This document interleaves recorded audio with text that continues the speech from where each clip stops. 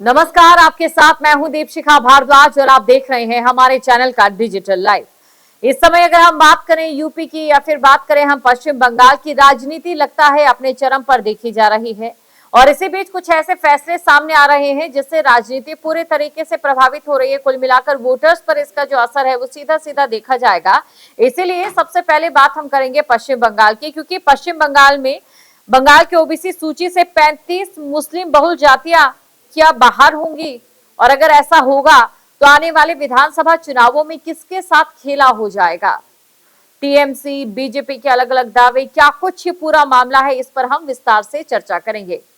आपको याद होगा जब आरक्षण का मुद्दा खड़ा हुआ था तो उसमें ये बताया गया था अभी एक साल पहले कि किस प्रकार ओबीसी जो मतदाता है उनकी जो संख्या है वो ज्यादा हो चुकी है।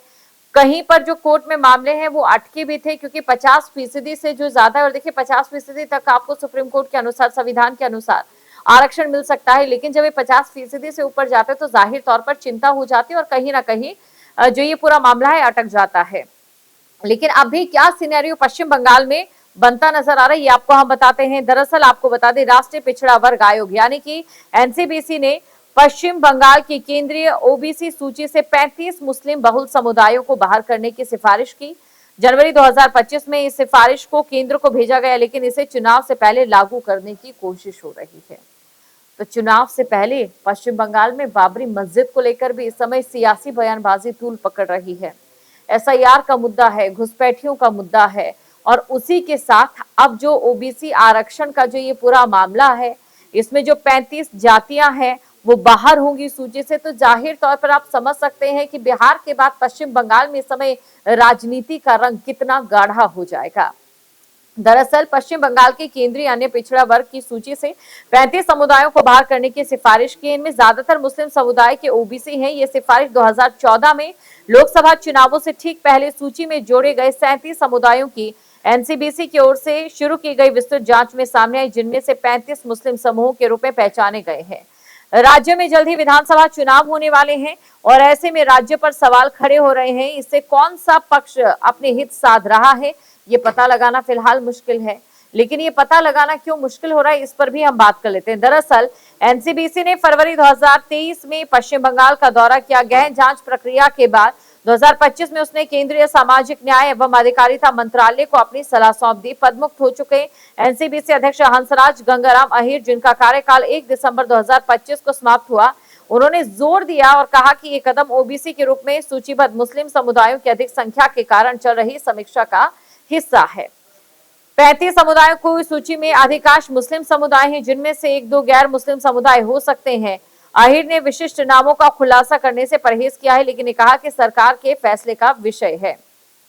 अब इस पूरे मामले में किस प्रकार की प्रोग्रेस होती है ये भी जान लेते हैं। मंत्रालय ने 2 दिसंबर 2025 को संसद को सिफारिश के बारे में सूचित किया। कर्नाटक और केरल सहित 9 राज्यों की ओबीसी सूचियों से एनसीबीसी समीक्षा के बीच आए, जब 102वें संविधान संशोधन अधिनियम के तहत केंद्रीय ओबीसी सूची में कोई बदलाव संसद की ओर से अनुमोदित और राष्ट्रपति द्वारा अधिसूचित होना चाहिए। जांच में प्रक्रियागत सवाल उठे क्योंकि सलाह उप अध्यक्ष के बिना जारी की गई थी, हालांकि इसे अध्यक्ष और एक सदस्य द्वारा हस्ताक्षरित किया गया था। अब देखिए, आपको बता दें कि बीजेपी की ओर से भी कुछ बयान जो है वो सामने आ रहे हैं। उन बयानों की अगर हम बात करें तो ममता बनर्जी के नेतृत्व वाली तृणमूल कांग्रेस सरकार दशकों की तुष्टीकरण प्रेरित विकृतियों का आरोप जो है टीएमसी पर बीजेपी की ओर से लगाया जाता है। दावा किया जाता है कि नरेंद्र मोदी प्रशासन पिछड़ेपन पर आधारित सच्चे सामाजिक न्याय के लिए इन्हें सुधार रहे हैं, ना कि वोट बैंक की राजनीति कर रहे हैं। ये जो घटनाक्रम है पश्चिम बंगाल के 2026 विधानसभा चुनावों की तैयारी के बीच में हो रहा है, तो जाहिर तौर पर इससे असर पड़ना लाजिमी है, खासतौर से एक ऐसे राज्य में जहां पर हिंदू वर्सेस मुस्लिम को लेकर जो राजनीतिक पार्टियां हैं वो रोटियां जरूर सेकती रही हो। आयोग की सिफारिश में इन समुदायों को शिक्षा और रोजगार में केंद्रीय आरक्षण से वंचित कर सकती है अगर ये जो सिफारिश इसे मंजूर कर लिया जाता है। ये पश्चिम बंगाल की राज्य ओबीसी सूचियों में मुस्लिम जातियों पर चल रही सुप्रीम कोर्ट कार्यवाहियों से मेल खाता है, जहां कलकत्ता हाईकोर्ट के आदेशों पर रोक लगा दी गई थी। दिसंबर 2022 से अहीर के नेतृत्व में एनसीबीसी के कदमों ने राजनीतिक बयानबाजी को हवा दी। खासकर 2024 लोकसभा चुनावों से पहले बीजेपी ने इसे विपक्षी राज्य में अल्पसंख्यक तुष्टीकरण से जोड़ दिया है।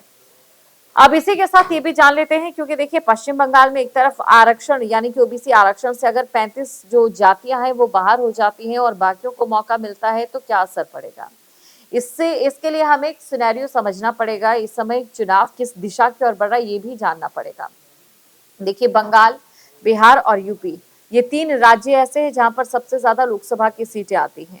इसीलिए ये कोशिश की जाती है, कोई भी सत्ता पक्ष में हो या कोई भी विपक्ष में हो, कि इन राज्यों में उनकी पकड़ जो है वो अच्छी बनी रहे।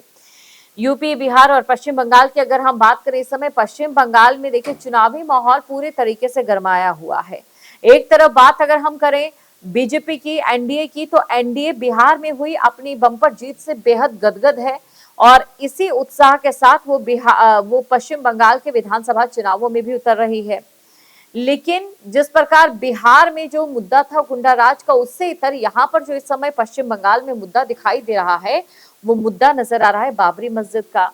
क्योंकि बाबरी मस्जिद निर्माण को लेकर बयान दिया जाता है, बाबरी मस्जिद निर्माण को लेकर जो है ईंटें मंगाई जाती है, बाबरी मस्जिद निर्माण को लेकर जो नींव है वो रखी जाती है। हालांकि शिलान्यास तो देखिए बाद में ही होगा, पहला।